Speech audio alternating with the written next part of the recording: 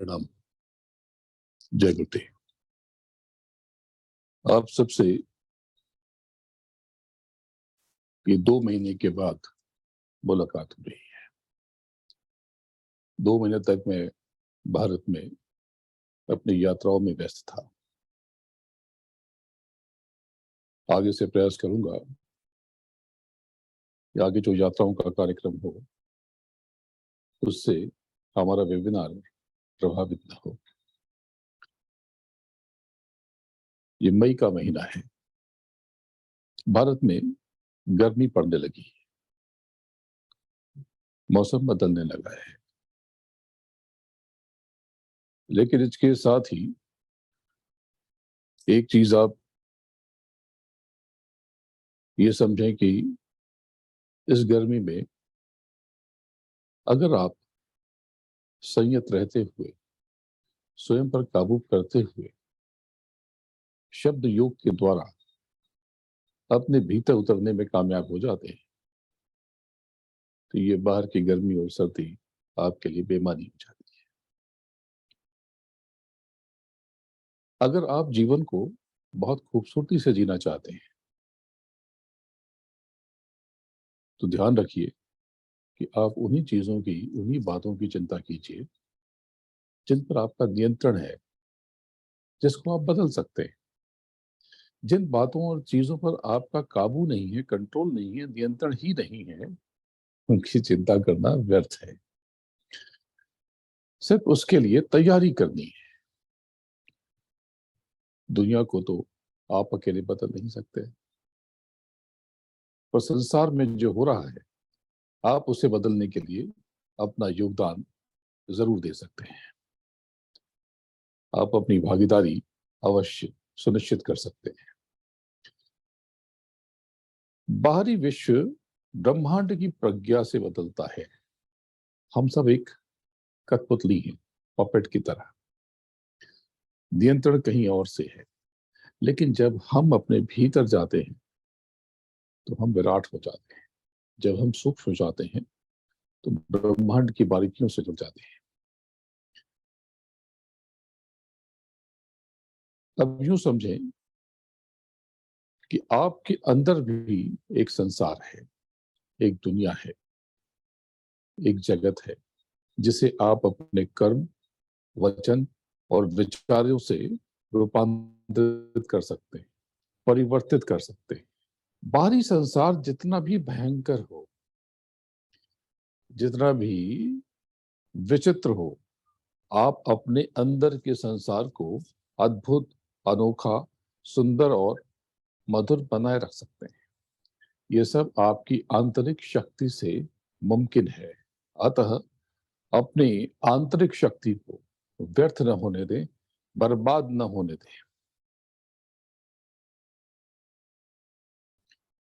अगर आपने अपने भीतर उतरकर शब्द की डोर थाम ली और शब्दों के प्रपात में बह गए तो हृदय से, आपके अंदर से सारा मैल और मलाल मिटने लगेगा।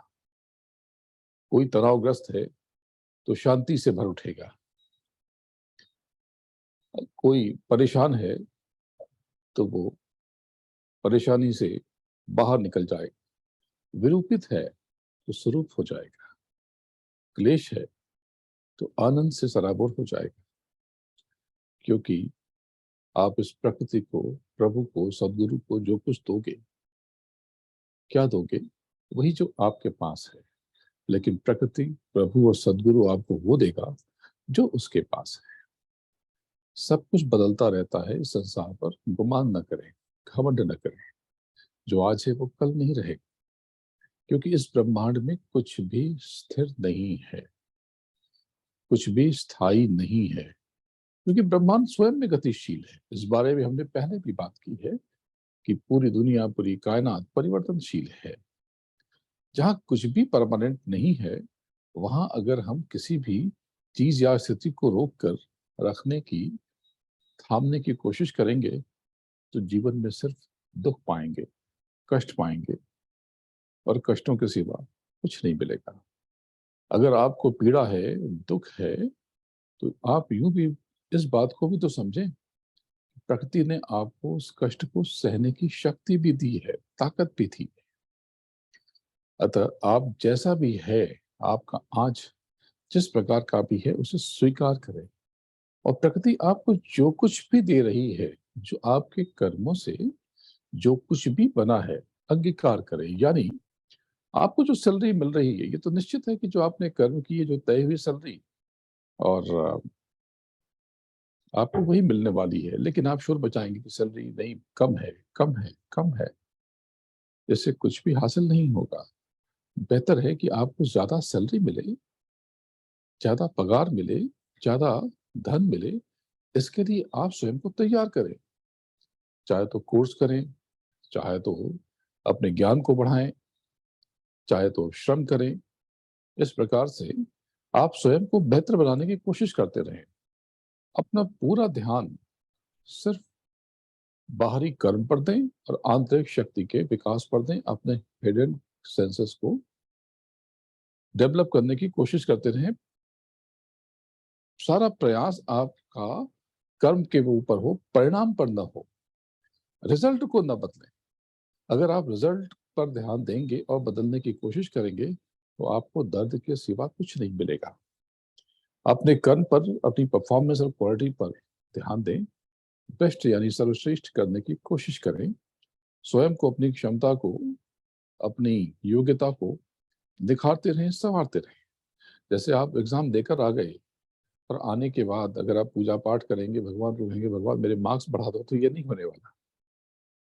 हाँ, अगर आप ये सारी कोशिश, मेहनत एग्जाम के पहले करते, मेहनत करते, प्रार्थना करते गुरु से कि मुझे मेरी एकाग्रता को रोकने की मैं मदद करो, अपनी मेमोरी को बढ़ाने की कोशिश करते, अपनी आंतरिक शक्ति को बढ़ाने की कोशिश करते, तो फर्क भी पड़ता। जब आप एग्जाम लिखाए, एग्जाम दे आए, तो फिर क्या बदलेगा? कुछ भी नहीं। इसी प्रकार से अपने अंतर्मन के विश्वास को पुष्ट करते रहे, मजबूत करते रहे, अपने यकीन को कमजोर ना होने दें। यदि विश्वास ही बिखर गया तो फिर बचेगा क्या? आत्मविश्वास से बड़ी कोई ताकत नहीं है। अगर आपके भीतर ये भरोसा हो कि मैं इस परेशानी से बाहर निकल आऊंगा, तो आप उस परेशानी से बाहर निकल आएंगे। यदि आपका अंतर्मन ही कमजोर हो गया, तो फिर आप बिखर जाएंगे। और अगर आपके भीतर यकीन रहा, विश्वास रहा, तो आपको सक्सेस यानी सफलता जरूर मिलेगी। लेकिन अगर आपके भीतर कोई असफलता का ख्याल घर कर गया, आपके भीतर बस गया, आपको ये यकीन हो गया कि अब आप इसमें सफल नहीं हो सकते, तब आपको ढेरों प्रतिकूल परिस्थितियों का सामना करना पड़ेगा। मेरा विश्वास कीजिए कि आपके भीतर असीम शक्ति है, आपके भीतर बहुत ताकत है, लेकिन आपको इसका पता नहीं है। दरअसल आपको ब्रह्मांड ने अपनी ही शक्ति से निर्मित किया है। इसलिए अपने मन की शक्ति को हमेशा याद कीजिए। जब मन की बात होती है तो मन, बुद्धि, चित्त, अहंकार ये अलग है। लेकिन जब यहाँ पर मन की बात की, यानी आपके अंतर की शक्ति की बात है, तो अपने भीतर की शक्ति को हमेशा याद कीजिए और उस पर सदैव यकीन करते रहिए, क्योंकि आपके भीतर ही आपके प्रभु का वास है, निवास है। यूं समझें कि सर झुकाएंगे तो पत्थर भी प्रभु हो जाएगा, देवता हो जाएगा। तो इस पूरी रचना को और उसकी पूरी व्यवस्था को आप समझें। सारा खेल यकीन, विश्वास और आस्था का है। प्रकृति ने आपको ऐसा बनाया है कि आप फकीर होकर भी खुद को शहंशाह बना सकते हैं। आपके पास सोचने की स्वतंत्रता है, आजादी है। जीवन में कोई भी स्थिति और परिस्थिति सोचने की आजादी नहीं छीन सकती। हम नरक में जीते हुए भी प्रसन्न हो सकते हैं, या ये जान लीजिए कि जो पूर्ण आस्था से खुद को प्रभु का अंश मान लेता है और अपने भीतर की खूबियों को और शक्ति को, अपने भीतर की विलक्षणता को तलाश करने की कोशिश करता है, तो उसे सारा संसार पूरा जोर लगाकर भी दुखी नहीं कर सकता है। वह तो चैतन्य महाप्रभु जैसे प्रभु के गीत गाता हुआ नाचने लगेगा, झूमने लगेगा और आनंद से पूर्ण और परिपूर्ण हो जाएगा। अगर आप खुद को अच्छा जीवन के लिए प्रेरित करना चाहते हैं तो विजुअलाइज करें कि सब कुछ बहुत बढ़िया हो रहा है, अच्छा हो रहा है। लेकिन अगर आप बहुत दुखी हैं, कुछ चीजें आपको नहीं मिली, ये भी विजुअलाइज करें कि एक दिन आपकी ये बॉडी नहीं होगी, आपको ये देह छोड़ना पड़ेगा। तो एक बार अगर हमें ये बात समझ में आ जाए तो अगले ही पल हम असीम आनंद में भर जाएंगे। अगर ये समझ में आ जाए कि जीवन का खेल क्या है तो सब कुछ बदल जाएगा।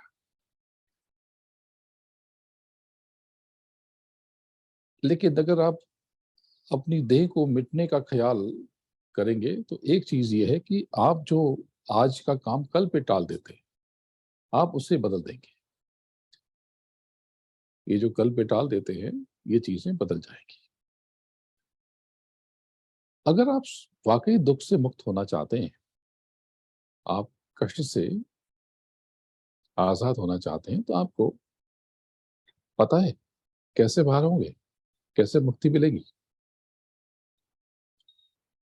इसके लिए आपको एक काम करना होगा, बस एक ही काम, कि आप उस पीड़ा को, उस कष्ट को स्वीकार कर लीजिए और उस पर बहुत ध्यान मत दीजिए। स्वीकार करते ही वो दर्द बहुत कम हो जाएगा और धीरे धीरे उड़नछिन हो जाएगा। दर्द का, दुख का, पीड़ा का वजूद यानी अस्तित्व सिर्फ तब तक है जब तक आपने उसे स्वीकारा नहीं है, उसको अंगीकार नहीं किया है। उसको स्वीकार करते ही वो पीड़ा धीरे धीरे कम हो जाएगी। जीवन में सारा संघर्ष अस्वीकार का है। आपको अपनी चीजें पसंद नहीं है, आपको घर पसंद नहीं है, अपना स्पाउस पसंद नहीं है, परिस्थिति पसंद नहीं है, अब आप उससे संघर्ष करेंगे। ये संघर्ष, लोग कहते हैं कि रोज हम स्ट्रगल कर रहे हैं, जिंदगी इतनी बीत गई स्ट्रगल करते करते। क्यों स्ट्रगल किया आपने? जो मिला था उसको आप स्वीकार करते और स्वयं को और बेहतर बनाने की कोशिश करते, पर आपने ये नहीं किया। आप सिर्फ अस्वीकार करते रहे, आप हर बात को अस्वीकार करते रहे, व्यक्तियों को अस्वीकार करते रहे, मौसम को अस्वीकार अस्वीकार करते रहे और कुड़बड़ाते रहते हैं। अरे, इस बात को आप समझने की कोशिश करें कि ये दुख और सुख जीवन का हिस्सा है। ये कष्ट और पीड़ा वैसे ही हमारे जीवन का अंग है जैसे सुख है। जैसे सुबह दिन है तो रात होगी ही, और रात है तो सवेरा होगा ही। बात ऐसी है कि हम दिन को स्वीकार कर लें और रात को अस्वीकार कर दें, तो कैसे जी पाएंगे? अगर आप दुख को स्वीकार करेंगे तो वो उपस्थित रहते हुए भी आपको दुख नहीं देगा। और हम जितना जल्दी समझ लें इस बात को, उतनी जल्दी ही दुखों से मुक्त हो जाएंगे। ये समझना कोई मुश्किल काम नहीं है, क्योंकि ये संसार परमानेंट नहीं है। करोड़ों साल पहले ये व्यवस्था बनी, ये धरती बनी, तरह तरह के जीव जंतु बने। आध्यात्म कहता है कि 4 खाने और 84 लाख योनियां हैं स्थूल जगत में। 4 खाने यानी 4 प्रकार से जीवन होता है। पिंडज, अंडज, उत्मज और स्थावर। पिंडज यानी वो जीव जो पिंड से बिना, वो डायरेक्ट पैदा होते हैं, जैसे मनुष्य, गाय, भैंस, कुत्ते, बिल्ली। एक किसी सेल में पैदा नहीं होते, किसी कवच में पैदा नहीं होते, ये पिंडज है। लेकिन कुछ एक बॉक्स में पैदा होते हैं, एग फॉर्म, वो अंडज हैं। और ऐसे बहुत से कीड़े मकोड़े हैं जो अपने आप पैदा हो जाते हैं, सौम्य, वो उत्मज हैं। और ऐसे भी हैं जो मूवेबल नहीं है, जैसे कि आध्यात्म ये मानता है ये जो पेड़ पौधे हैं इनमें भी जीवन है, और ये पहाड़ और ये सारी चीजें इनमें भी जीवन है। ये आध्यात्मिक मान्यता है। तो ये मूव नहीं हो सकते, शिफ्ट मतलब खुद से ये यहाँ वहां नहीं जा सकते, ये स्थावर है। इस बात को समझे तो करोड़ों साल पुरानी इस धरती पर न जाने कैसे कैसे जीव आए और मिट गए, इन पंच तत्वों से निर्मित हुए और इन्हीं में समा गए, यानी इस मिट्टी से बने और वापस इस मिट्टी में मिल गए। खुद को कुछ समझा, जाने क्या समझा। किसी ने संसार का मालिक समझा, पर इसका मालिक तो कोई नहीं है। और समझे तो हम सब इसके मालिक हैं, हम सब इसके मालिक हैं। लेकिन क्या अगर आपने ये समझा कि ये हाउस मेरा है, ये धन मेरा है, ये डॉलर्स, ये पैसा मेरा है, तो बड़ी गफलत में है। ये मेरा नहीं है, मेरे लिए है, हमारे लिए है। ये इस समय जो आपके पास है, दैट्स फॉर यू, आपके लिए है। तो एक दिन सबको ये देह खाली करनी है, और जल, पृथ्वी, अग्नि, वायु, आकाश देह से विलग होकर, अलग अलग होकर इस प्रकृति में समा जाएंगे। इस अटल सत्य को जान लेने और समझ लेने के बाद आपका जीवन के प्रति नजरिया बदल जाएगा, दृष्टिकोण परिवर्तित हो जाएगा। अब इस बात को मैंने पहले भी आपको बताया कि जहां पर गर्मी अधिक होती है वहां पर घरों में एसी के द्वारा घरों के टेम्परेचर को ठंडा रखा जाता है, और जहां बाहर ठंड बहुत है वहां पर हीटिंग सिस्टम से हीट की व्यवस्था की जाती है। यानी बाहर कितना भी विपरीत वातावरण क्यों ना हो, हम अंदर से अपने घरों को अपने अनुकूल बनाकर रख सकते हैं, है ना। बस इस बात को आप समझें। हमारी देह भी हमारी आत्मा का घर है, आवास है, रेजिडेंस है। हमारा जीवन बाहर से चाहे जैसा हो, हमारी परिस्थितियां बाहर से चाहे जैसी हो, कितनी भी कठिन हो, विषम हो, लेकिन अगर हम अपने विचारों पर काबू कर लें, स्वयं पर नियंत्रण कर लें, तो अपने जीवन को विलक्षण बना सकते हैं। हमारे भीतर बहुत शक्ति है, बहुत ताकत है, जिसका हमें स्वयं एहसास नहीं है। क्या आपको ये एहसास है कि आपके भीतर परमात्मा है? आप कहते हैं कि हमें प्रभु ने बनाया है, भगवान ने बनाया है, तो छोटे मोटे भगवान तो फिर आप भी हो गए ना। और आपको कुछ बोध है कि आप खास हैं? नहीं, बिल्कुल नहीं। आपको अपने बारे में तो पता ही नहीं है। आप बहुत बड़ी ताकत हो, आप बहुत बड़ी शक्ति। मैं एक सच्ची कथा सुनाता हूँ। मेरे पास एक व्यक्ति आता था, पहले वो इंडियन आर्मी में था। वहां पर एक एक्सीडेंट हो गया तो उसका राइट हैंड कट गया, केवल लेफ्ट हैंड। मुझसे मिलता रहता था। उसकी शादी हुई, फिर उसने इन्फॉर्म किया, सूचित किया कि उसके घर बेटे का जन्म हुआ है। मैंने शुभकामनाएं भी दी। एक दिन उसका फोन आया, बहुत घबराया हुआ था, बहुत परेशान था। बोला कि मुझे अभी मिलना है। मैंने कहा मैं शहर से बाहर, हम क्यों ना कल मिल लें। उससे बोला कि मेरा आज मिलना बहुत जरूरी है। मैंने कहा थोड़ा कठिन है, मुझे अपने प्रोग्राम में चेंजेस करने पड़ेंगे, तो देख लो अगर थोड़ा भी मुमकिन है तो हम कल मिल लेते हैं। उसने कहा नहीं, आप बताइए मैं आ जाता, कहाँ आना है, आप कहाँ हैं, नासिक में हैं, पुणे में हैं। मैंने कहा अच्छा रुको। मैंने अपने प्रोग्राम को, स्केड्यूल को गौर से देखा, जो भी चेंजेस हो सकते थे मैंने किया, और मैं कुछ देर के लिए खुद को लौटने के काबिल पाया और मैं आ गया। वो बाहर मेरा इंतजार कर रहा था, साथ में उसकी वाइफ और उसका बेटा भी था।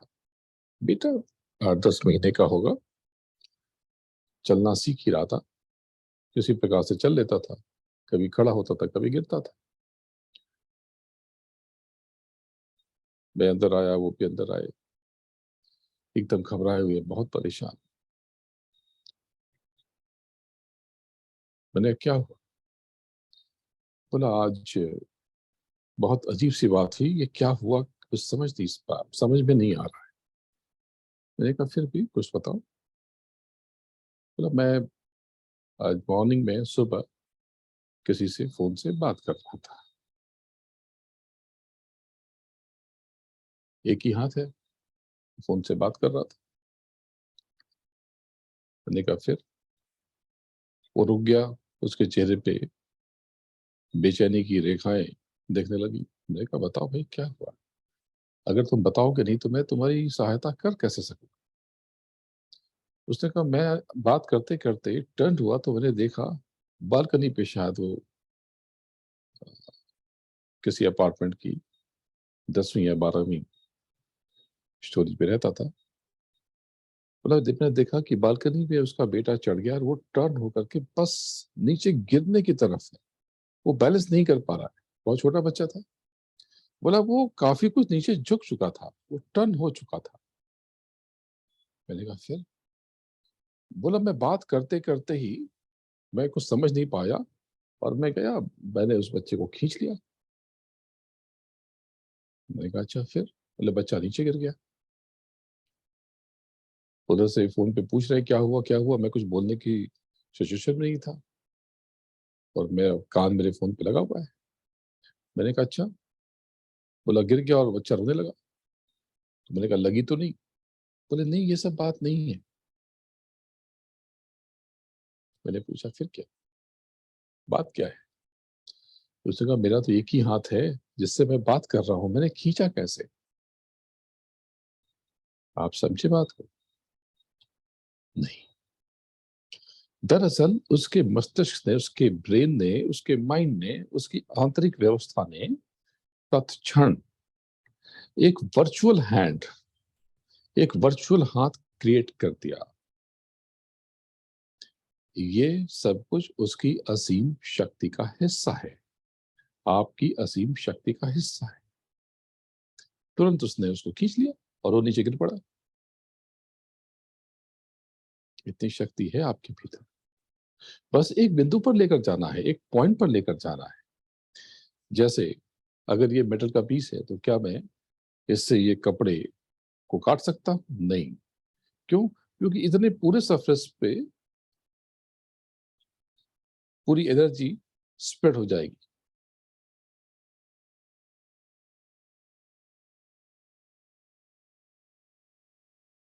नाइफ बना दूं, इसको कटर बना दूं, तो ये तो कपड़ा क्या है, ये कुछ भी काटेगा। फोकस एक पॉइंट पर अगर आप करते हैं तो पहचान पाते हैं। आप चाबी को लॉक के चारों तरफ घुमाएंगे, लॉक नहीं खुलने वाला। आप उसके भीतर डालते हैं, उस पॉइंट के भीतर, और सही तरीके से उसको आप मूव करते हैं, लॉक ओपन हो जाता है, खुल जाता है। इस बात को आप समझें, एक मार्शल आर्ट का प्लेयर, जूडो कराटे कितने सारी ईंटों को तोड़ देते हैं, लकड़ी के, पत्थर के, कितनी ईंटों को एक हाथ से 10-10, 20-20 ईंटों को तोड़ देते हैं। क्या वो धोखा है, कोई इल्यूजन है, कोई ट्रिक है? नहीं। तो कैसे तोड़ा? उस एक ईंट को उसके हाथ पे मार दिया जाएगा तो हाथ टूट जाएगा, और उसे 10 ईंटों को तोड़ दिया। उसने यहां से नहीं तोड़ा, उसने यहां से तोड़ा, यहां से तोड़ा। आप चीजों को यहां से, बाहर से बदलने की कोशिश करते हैं। आपको भीतर से बदलना है, पहले खुद को बदलना है, तैयार करना है। आप हर क्षण ये समझें कि आपके साथ संसार की बहुत बड़ी चेतना है, बहुत बड़ी शक्ति है। वो प्रभु आपके साथ है, आपके पास है, आप में है। आपके भीतर से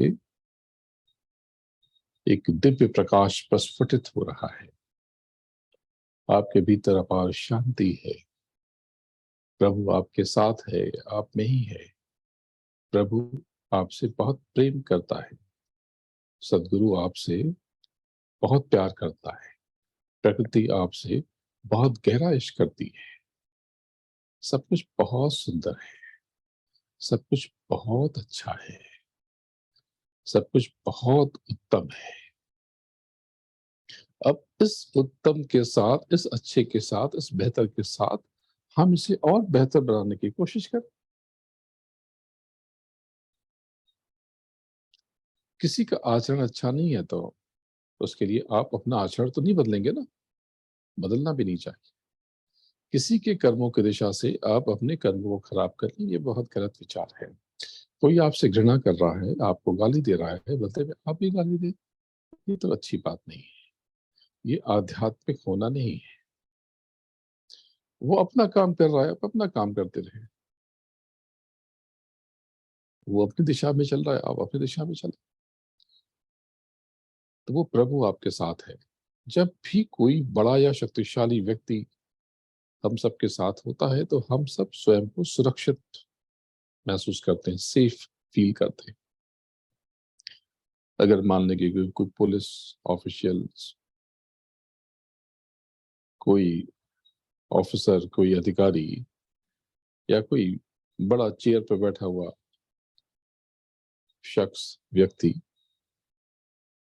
हमारे पास हो, हमारे साथ हो, हमारे संग हो, तो आप सबकी भी ताकत बढ़ जाती, चेहरे की चमक बढ़ जाती, कॉन्फिडेंस बढ़ जाता है, होता है ना? जब आप किसी बड़े व्यक्ति के साथ होते हैं तो आप भी खुद को बड़ा महसूस करते हैं। आप स्वयं को खास, स्पेशल समझने लगते हैं, विशिष्ट समझने लगते हैं, है ना? तो अब आप बताओ कि इस ब्रह्मांड को, इस यूनिवर्स को चलाने वाली परम चेतना हर क्षण, हर पल आपके साथ है, पर आपको इसका बोध ही नहीं है, पता ही नहीं है, इसका एहसास ही नहीं है। अगर आपको अपने भीतर बैठे सर्वशक्तिमान प्रभु का आभास हो जाए, एहसास हो जाए, बोध हो जाए, तो आपके जीवन की दशा और दिशा दोनों बदल जाए। दरअसल ये जो जीवन है, ये बोझ नहीं है, ये लायबिलिटी नहीं है, एसेट है। ये बहुत बड़ा अवसर है। हमारा ये जीवन बड़ा अद्भुत है। आध्यात्मिक मान्यताओं के अनुसार हम सब यहाँ पर कर्मों के विधान में बंधे हैं। आप सब, हम सब यहाँ पर कर्म करने के लिए फ्री हैं, स्वतंत्र हैं, लेकिन उसका फल भुगतने के लिए मुक्त नहीं है। जैसे कि आप कार्ड स्वाइप कर दो तो कार्ड स्वाइप करने के लिए आप फ्री हैं, लेकिन जो बिल आएगा, यू हैव टू पे, आपको पे करना है। आप चाहें तो, अगर आपकी कैपेसिटी, कार्ड के लिमिट ज्यादा है, तो जितना मर्जी उतना खर्च करते हैं, कोई आपसे पूछने नहीं आ रहा, उस लिमिट के भीतर। लेकिन आप कार्ड स्वाइप करने के लिए फ्री हैं। उसके बाद तो जो होगा, वो साउंड, वो म्यूजिक आपको फेस करना है। उसके बाद आपको वो बिल तो भरना ही है। तो आपको हर कर्म का फल भोगना पड़ेगा। आप जो कुछ भी आज भुगत रहे हैं, अच्छा या बुरा, द गुड और बैड,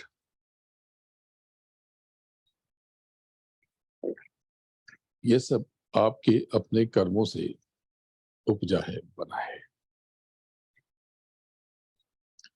कोई अगर गेस्ट हाउस में रह रहा है तो उसने बुक किया है, ये उस अनजाने में, या जितनी उसकी पेइंग कैपेसिटी थी तो उसमें गेस्ट हाउस आया। और कोई 5 स्टार में रह रहा तो उसकी पेइंग कैपेसिटी, उसने ज्यादा पैसे कमाए, ज्यादा मेहनत की, अपनी क्वालिफिकेशन को बढ़ाया, पढ़ने में मन लगाया, अच्छी डिग्री ली, और डिग्री लेने के बाद में उसने अपनी योग्यता बढ़ाई और अच्छी जॉब कर रहा है। हमें सिर्फ अपने कर्मों की जिम्मेदारी लेनी है, दूसरों के कर्मों से हमें क्या लेना लाना। लेकिन होता क्या है, आप दिन रात दूसरों के कर्मों के बारे में सोचते रहते हो, ये ऐसा है, वो ऐसा है, कौन क्या करता है, इसमें सर न खपाकर हमें सिर्फ इस पॉइंट पर फोकस करना है, ध्यान देना है कि हमें क्या करना है, तो स्थिति बदल जाएगी। हम जो इच्छा करेंगे, हमारे कर्म उस दिशा में अपने आप घूम जाएंगे। आपकी जैसी सोच होगी, वैसे वैसे आपके कर्म होते जाएंगे और आपका जीवन वैसे वैसे बनता जाएगा। तो बात ऐसी है कि आपके विचार आपके कर्मों को कंट्रोल करेंगे और आपकी इच्छा और आकांक्षा पूर्ण होगी। लेकिन हमारी पूरी चेतना उस दिशा की तरफ उस दिशा की तरफ बढ़े, अपनी हमारे इच्छा को पूरी करने की तरफ बढ़े, इसके लिए हमें कर्म करने पड़ेंगे, कर्मों का ध्यान देना पड़ेगा। अब यूं समझें कि आपकी इच्छाएं जितनी कम होंगी, आपकी शक्ति, आपकी ताकत आपके भीतर उतनी संरक्षित होगी। यानी कि आप जितने कम पैसे खर्च करेंगे, आपकी परचेसिंग पावर बनी रहेगी, बढ़ी हुई रहेगी। आप खर्च कर देंगे तो खर्च हो जाएगी, कम हो जाएगी। अगर आपके कार्ड की लिमिट $1 मिलियन है और आपने उसमें से 900,000 आपने खर्च कर दिए हैं, तो और आप 1 मिलियन नहीं खर्च कर सकते आप, ठीक है ना? तो इसको यूं समझें कि अगर हम कम खर्च करेंगे तो हमारी परचेसिंग पावर बनी रहेगी। इसी प्रकार से अगर आपकी इच्छाएं कम होंगी तो आपकी शक्ति आपके भीतर इकट्ठी रहेगी और आप ज्यादा शक्तिशाली महसूस करेंगे। इच्छाएं होना गलत नहीं है, लेकिन जब हम इच्छाओं को स्वयं पर हावी होने देते हैं, उन्हें खुद को कंट्रोल करने देते हैं, तब हम अपनी पूरी क्षमता को, पूरी योग्यता को, अपनी पूरी शक्ति को अपनी इच्छाओं के हवाले कर देते हैं, उनको सौंप देते हैं। फिर क्या होता है, आप उनको स्वयं से बड़ा होने देते हैं। फिर क्या होता है, ये इच्छाएं आपको अपना गुलाम बना लेती हैं और फिर आपको कंट्रोल करने लगती हैं, आपके ऊपर रूल करने लगती है, राज करने लगती है, आपको नियंत्रित करने लगती है। और आप बहुत बड़ी शक्ति होते हुए भी छोटी छोटी कामनाओं के गुलाम बन जाते हैं और तड़पते हैं और चिल्लाते हैं। तो बेहतर जीवन के लिए क्या करें? आप जैसे हैं वैसे ही रहें, सहज रहें, सरल रहें, निर्विकार रहें। हमारा आज जैसा भी है उसे स्वीकार करें और स्वयं को और अधिक निखारने और संवारने में लग जाएं। रोज कुछ नया सीखने की कोशिश करें, नई बातें सुने, नया पढ़ें, नया करें, पॉजिटिव रहें, सकारात्मक कर्म तो करें पर फल की चिंता ना करें। फल के चिंतन में आपका कर्म तो प्रभावित होगा ही, आपकी स्थिरता में भी दिक्कत होगी और आप अपना जो बेस्ट है, श्रेष्ठ है, उस परफॉर्मेंस से वंचित रह जाएंगे। बात को समझें। तो किसी पर अपना असर डालने की कोशिश करने की जगह आप अपना ध्यान अपने कर्म पर, अपने काम पर रखें। ऑफिस में, दफ्तर में, बिजनेस में आप एक पॉइंट पर, अपनी परफॉर्मेंस पर फोकस करेंगे काम बेहतर हो जाएगा, आपकी सैलरी बढ़ जाएगी, आप काबिल हो जाएंगे। ठीक है ना? तो ये ध्यान रखें। और हर नजर, अपनी हर पल स्वयं पर नजर रखें। अपनी दृष्टि को, अपनी नजर खुद पे रखें। बस खुशियां आपकी गुलाम बन जाएंगी। आप जीवन में जो कुछ भी करते हैं वो सब लौट कर आप पर ही आता है। आप जब नाराज होते हैं तो क्षण आपके शरीर से नेगेटिविटी निकलने लगती है और नेगेटिव हार्मोन्स रिलीज होते हैं, जिसका असर आपकी हेल्थ पर पड़ता है। पर आप जैसे ही प्रार्थना करते हैं, प्रेयर करते हैं, प्रभु को, सदगुरु को याद करते हैं, ध्यान और भजन में उतर जाते हैं, अपने भीतर चले जाते हैं, तो आप गहरी शांति में गोते लगाने लगते हैं। जब आप किसी के प्रति द्वेष, जलन, घृणा का भाव रखते हैं, आपका आभा मंडल उड़न से लबालब हो जाता है और आप बेहद अगली, अनाकर्षक, क्या कहते हैं,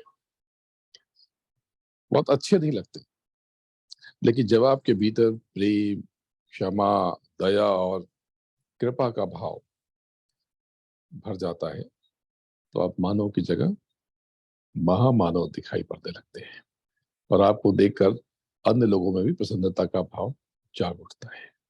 यानी आपकी हर क्रिया के अनुरूप प्रतिक्रिया आपके ऑरा यानी आभा मंडल पर परिलक्षित होती है। तो आइए उतरते हैं अपने भीतर, अपने अंदर, और अभ्यास करते हैं शब्द योग के द्वारा ध्यान और भजन का। इसके 3 हिस्से हैं। जो लोग बाद में जुड़े उनको मैं बता दूं कि शब्द योग में हम 3 क्रिया करते हैं: सुमिरन, ध्यान और भजन।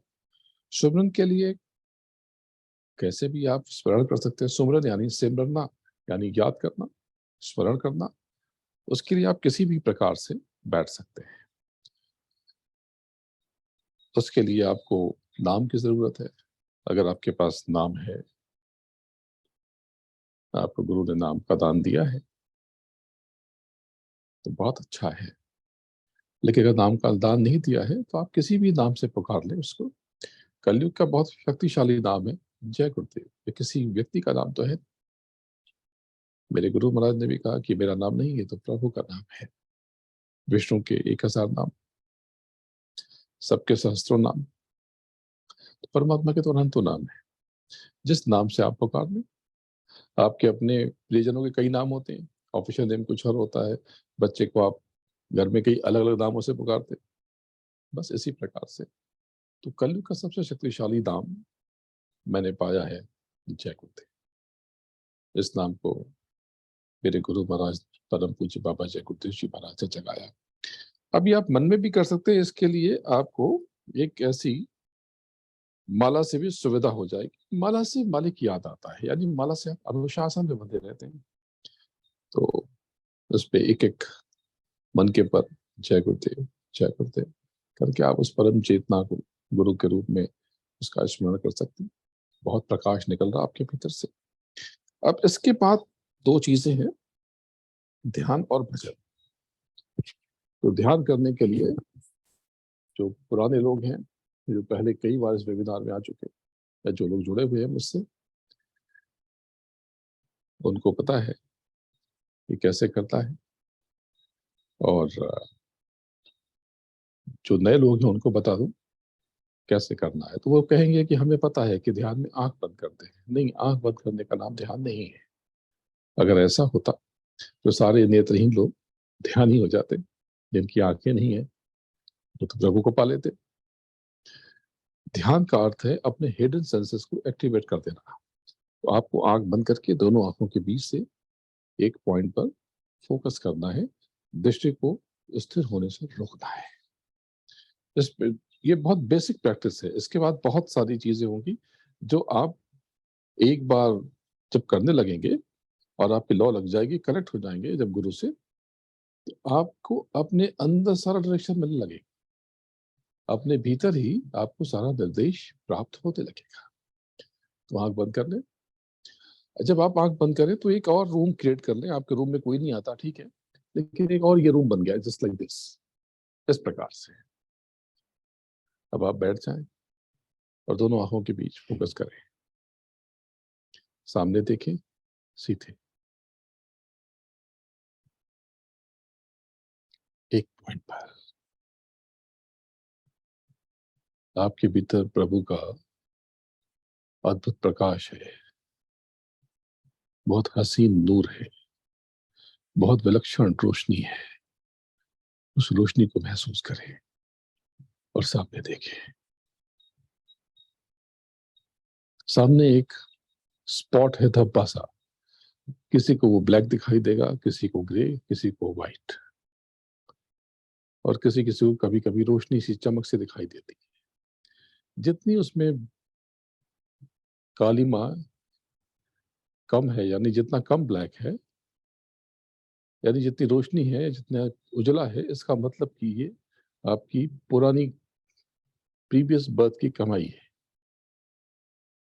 ये थोड़ी सी प्रैक्टिस से यहाँ पर रोशनी आ जाएगी, और जैसे ही कुछ किरणें ब्लिंक होंगी, चमकेगा, आपको उसके भीतर उतर जाना है, उसके भीतर चले जाना है। जैसे एक चमक दिखाई देगी, आपको उसके भीतर जाना है, और जब आप उसके भीतर जाएंगे तो जमीन ऊपर और आसमान नीचे हो जाएगा। बहुत अद्भुत अनुभव है। उसके बाद बहुत रंग बिरंगा प्रकाश चमकता हुआ दिखाई देगा। आपको उस प्रकाश को पकड़ के वो जहां से प्रकट हो रहा, उसकी तरफ बढ़ना है। जैसे रोशनी आई तो आपने देखा कि ये रोशनी सूरज से आ रही है, सन से आ रही है, तो उस सन की तरफ आपको बढ़ना है। तो यहाँ तो सन की तरफ आप कैसे फ्लाई करेंगे, लेकिन वहां पर आप बढ़ सकते हैं। सामने देखते रहे, सांसों को सहज रखें, ब्रीथ को कंट्रोल करते रहे।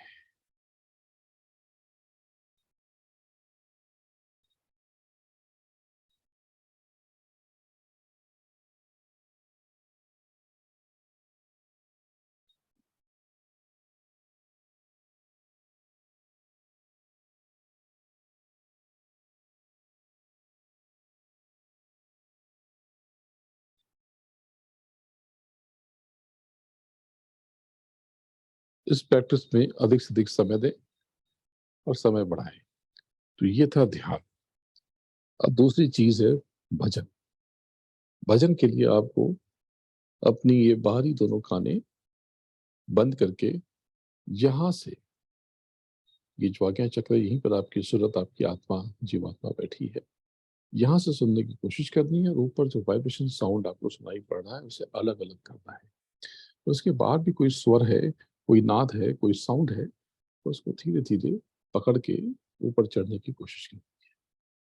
तो इसमें भी आप ऊपर कवर डाल देंगे। लेकिन अब इस प्रैक्टिस पे मैं आपको कुछ कहूंगा नहीं, क्योंकि आप सुन नहीं पाएंगे, आप बहुत कम सुन पाएंगे। तो बस कुछ मोमेंट इसे करने की कोशिश करते हैं। ऐसे करता, आप ऐसे भी कर सकते हैं, यूं भी बैठ सकते हैं।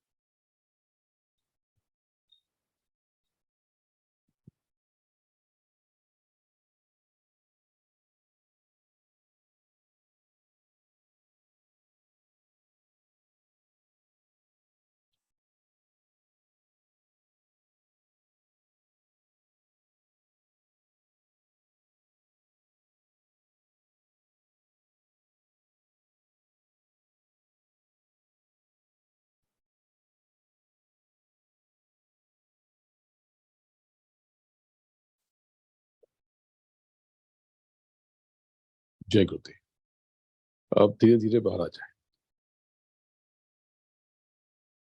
इस प्रैक्टिस को आपको अधिक से अधिक करने की कोशिश करनी है।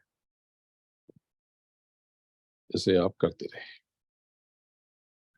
धीरे धीरे आपके भीतर बहुत परिवर्तन आ जाएगा। आपको बहुत कुछ अनुभव होने लगेगा। महामुद्रा महाबंधो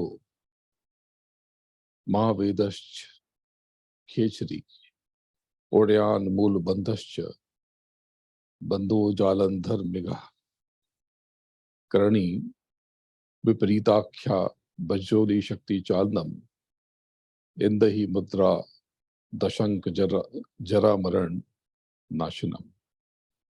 अर्थात महामुद्रा महाबंध महावेद केशरी उड्डयन बंध मूल बंध जालंधर बंध विपरीत करनी बजरोली और शक्ति चालन, इन 10 मुद्राओं को सही तरीके से अभ्यास करने से इस देह को जल्दी नष्ट होने से बचाया जा सकता है। यानी मुद्रा योग के अनुसार आसन और प्राणायाम के साथ देह की विशिष्ट स्थिति को मुद्रा कहते हैं। बंध क्रिया और मुद्रा, बंध क्रिया और मुद्रा में आसन और प्राणायाम दोनों का ही कार्य होता है। योग में मुद्राओं को आसन और प्राणायाम से बढ़कर भी माना जाता है। यह भी कमाल की बात है। आसन से शरीर की हड्डियां लचीली और मजबूत होती हैं, जबकि मुद्राओं में शारीरिक और मानसिक शक्तियों का विकास होता है। मुद्राओं का संबंध शरीर के खुद काम करने वाले अंगों और स्नायुओं से है। तो आज की मुद्रा देव ज्योति मुद्रा। अपने हाथ की तर्जनी, ये तर्जनी उंगली है, इस उंगली को मोड़कर अंगूठे की जड़ में लगाने से देव ज्योति मुद्रा बन जाती है। ये कुछ कुछ वायु मुद्रा जैसी है, कुछ कुछ। ये बहुत कमाल की मुद्रा है। रोज कम से कम 1 मिनट तक इसे रखने की कोशिश करें और कई बार दिन में करें। अगर आप इस मुद्रा में रहने का अभ्यास करेंगे तो बहुत कमाल हो सकता है। इस तरह से क्या कमाल हो बताता, पहले ही आप समझ लें। इस प्रकार से यह मुद्रा सभी प्रकार के आंखों के कष्ट यानी नेत्र रोगों में लाभदायक सिद्ध होती है। इस मुद्रा को करने से कम दिखना, आंखों में जलन, स्वेलिंग और बहुत सी परेशानियां दूर हो जाती हैं। जिनको कम उम्र में लेंसेस लग चुके हैं, अगर वो रोजाना देव ज्योति मुद्रा का अभ्यास करें तो उनके लेंसेस हट सकते हैं, चश्मा उतर सकता है। आप इसे करते रहे।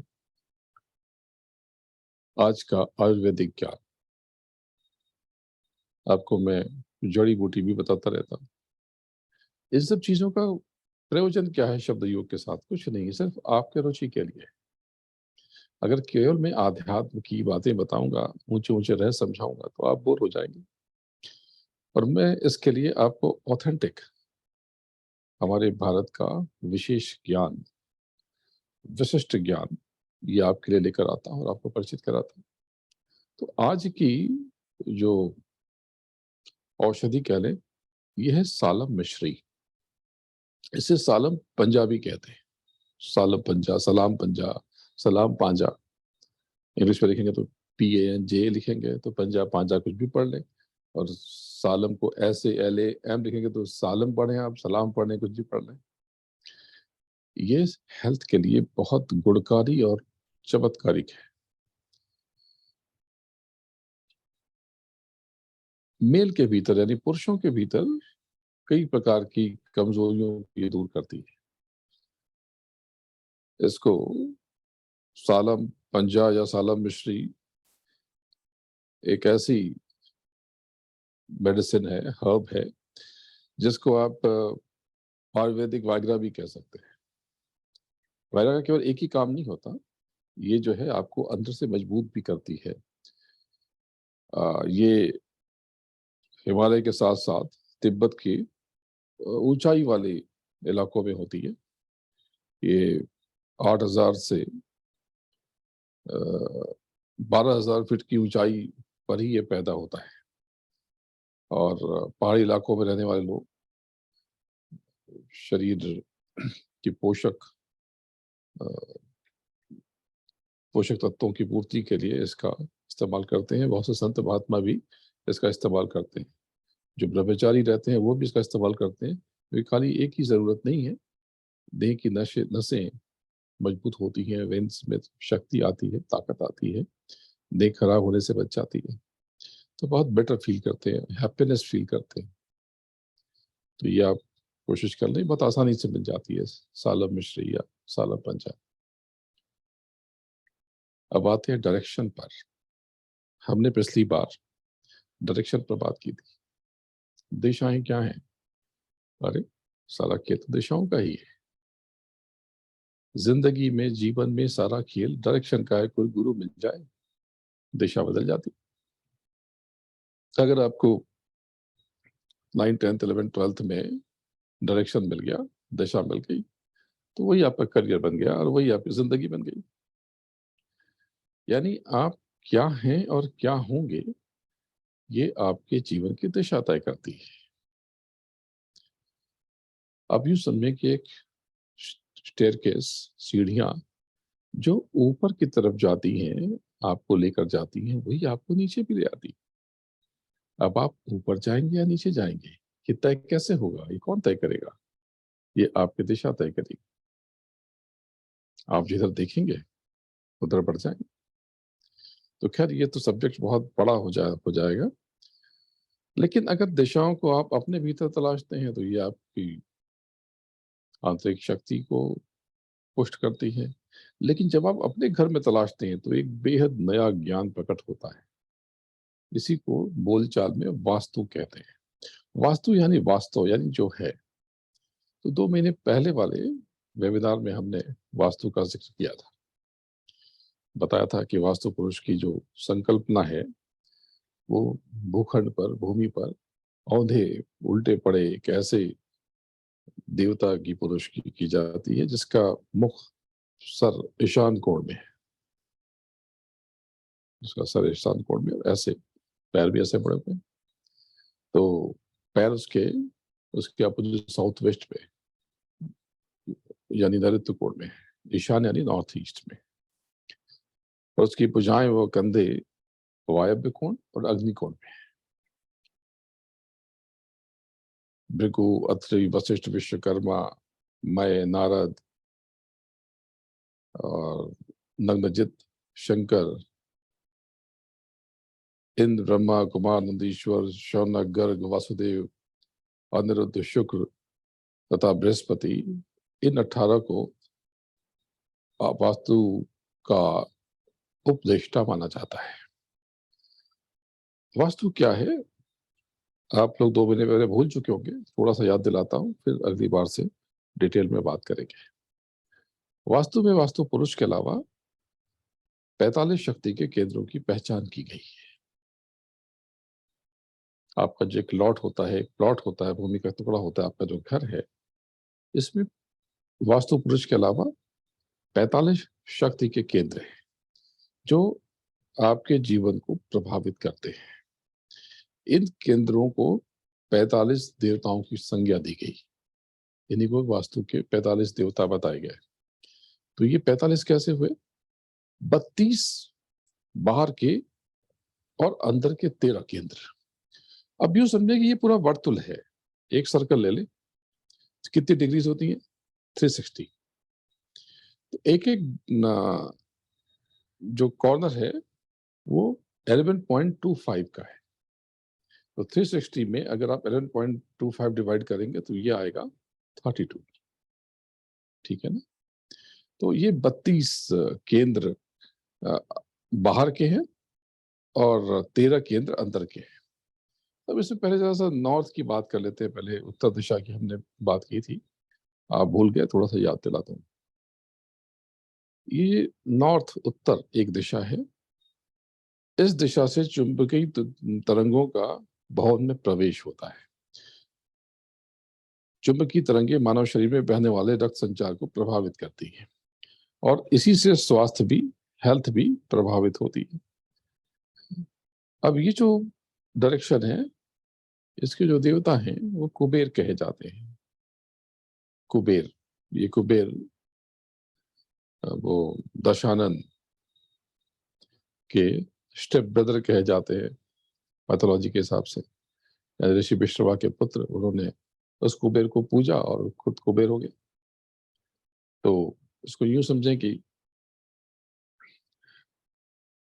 पहले प्राचीन काल में दिशा निर्धारण ये कैसे होता था, मॉर्निंग में और आफ्टरनून में एक बिंदु पर एक छड़ी लगा करके सूर्य रश्मि द्वारा पड़ रही जो शेड है, परछाई, उससे उत्तरायण व दक्षिणायन काल की गणना की जाती थी। अब यूं समझे कि ये जो डायरेक्शन है, यहाँ से चुंबकीय तरंगें भवन में प्रवेश करती हैं और आपकी हेल्थ पर असर डालती हैं। कुबेर यहाँ के मालिक, मैंने भी आपको बताया, ये धन का देवता भी इनको कहते हैं। और जो इस डायरेक्शन की जो लॉर्ड है वो बुध है। बुध बुध इस दिशा के स्वामी हैं। इस दिशा को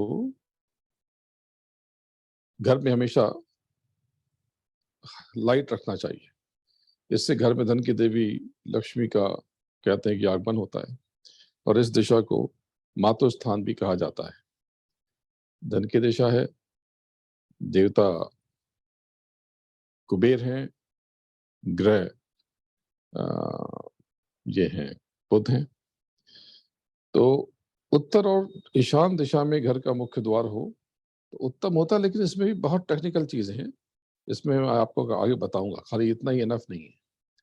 इस डायरेक्शन में रेस्ट रूम, वॉशरूम और किचन बनाने से बहुत परेशानियां आती हैं। यहाँ गंदा रखने से धन संपत्ति का, वेल्थ का नाश होता है और दुर्भाग्य बनते हैं। तो इस डायरेक्शन में क्या नहीं होने चाहिए, स्पेशली नॉर्थ ईस्ट में रेस्ट रूम नहीं होने चाहिए, यहाँ पर ट्रैश नहीं होना चाहिए, यहाँ पर किचन नहीं होना चाहिए। आपको बहुत प्रैक्टिकल तरीके से बताऊंगा, अभी तो एक बेसिक आपको जानकारी दी। यहाँ पर इस दिशा में जब आप कुछ बना रहे हैं या घर आपका है तो देखना चाहिए कि यहाँ पर थोड़ा नीचा हो, ये जहाँ पर लैंड का लेवल थोड़ा सा नीचा हो, या विंडोज हो, बालकनी हो, जितना खुला हुआ हो उतना अच्छा है। अधिक से अधिक दरवाजे हो,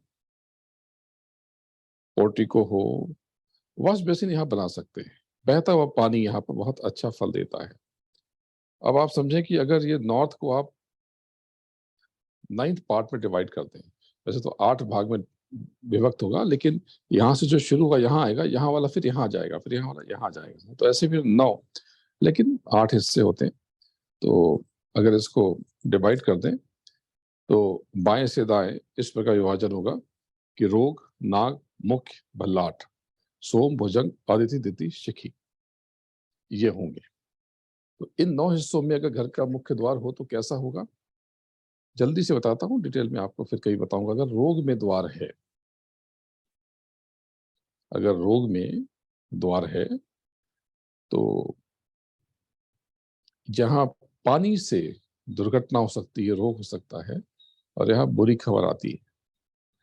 अगर नाग में, यानी 11.25 का जो पोर्शन है नाग, अब ये क्या है, इस कैलकुलेशन बताऊंगा आपको, भी बेसिक नॉलेज दे रहा हूं। तो परिवार के बुजुर्गों से परेशानी होगी, शत्रुओं से परेशानी होगी और दुख मिलेगा। लेकिन अगर मुख्य में द्वार है तो ये प्रॉस्पेरिटी आएगी। यहाँ पर फाइनेंशियल स्टेटस बहुत बढ़िया रहेगा और बच्चों से बहुत फायदा होगा, बच्चे बहुत उन्नति करेंगे। कौन सा है, इस द्वार का नाम है मुख्य, नोट कर लीजिए, मुख्य। ये मैं आगे और बताऊंगा इसके बारे में। इसके बाद का हिस्सा है, द्वार है भल्लाट। टाइम पूरा हो चुका है लेकिन जल्दी से बता देता हूँ। भल्लाट, यहाँ पर अगर भल्लाट में दरवाजा है, मेन डोर है, तो अच्छे कर्मों से सुख मिलेगा, शांति रहेगी, प्रॉस्पेरिटी रहेगी और प्रसिद्धि होगी। और अगर सोम में द्वार है, इसके बाद सोम है, तो संतान की समृद्धि और प्रसिद्धि बढ़ेगी, ये उत्तर उत्तर बढ़ते जाएंगे। और उनसे लाभ होगा, सुख मिलेगा। भुजंग में द्वार है तो मतभेद रहेगा, ओपन डिफरेंसेस रहेंगे और बच्चों से तनाव मिलेगा, दुख मिलेगा। अदिति में द्वार है, विपरीत लिंग से परेशानी होगी और दुख मिलेगा, तनाव मिलेगा और शांति खत्म हो जाएगी। और द्वितीय में द्वार है तो ये भी थोड़ा कहते हैं कि कर्ज हो जाता है, फिर ऐसे क्रंच आ जाते हैं, इंसल्ट हो जाती है, उदास रहते हैं। लेकिन शिखी में द्वार है, यहाँ फियर रहता है और फायर से परेशानी होती है। इसके बारे में डिटेल में अभी आगे मैं बताता रहूंगा, लेकिन मुख्य चीज है शब्द योग। तो इनकी ये दिशाएं, इनकी क्या जरूरत है? दिशाएं सूर्य के बाद तो नहीं है, नहीं, दिशाएं सूर्य के बाद भी है, क्योंकि धरती घूम रही है, चंद्रमा घूम रहा है किसके चारों तरफ?